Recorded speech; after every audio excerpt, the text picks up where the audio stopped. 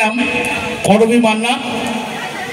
এখানে মঞ্চে উপস্থিত সাংসদ মিতালি বাগ আছে, আমার খুব কাছের মানুষ, একটু আগে বক্তব্য রাখলো প্রবাল বাসু।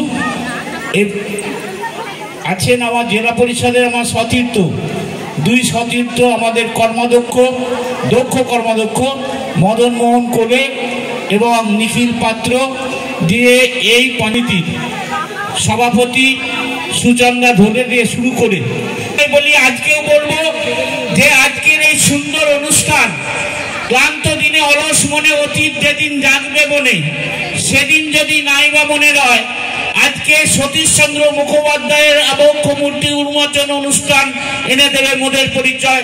নমস্কার, সকলে ভালো থাকবেন। অনেক অনেক ধন্যবাদ এবং আন্তরিক কৃতজ্ঞতা জানাই মাননীয় শ্রী রঞ্জন ধারা মহাশয়কে, সভাধিপতি হুগলি জেলা পরিষদ।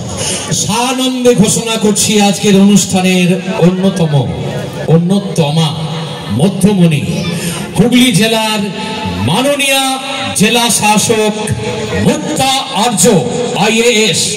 তিনি মঞ্চে আসছেন প্রফেসর ভাস্কর গুপ্ত, যিনি এক্স চ্যান্সেলর যাদবপুর ইউনিভার্সিটি এবং NCERT national council of education research and training এর সেক্রেটারি প্রফেসর ভাস্কর গুপ্ত। বন্ধুরা, সতীশচন্দ্র মুখোপাধ্যায়ের আবক্ষ মূর্তি উন্মোচন অনুষ্ঠানে এখন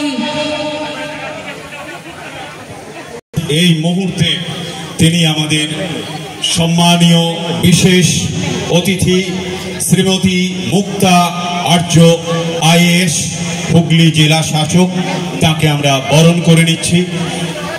অশোক চক্রবর্তী মহাশয় এবং ডক্টর গোবিন্দ দাস মহাশয়। এত গুণীজন মানুষ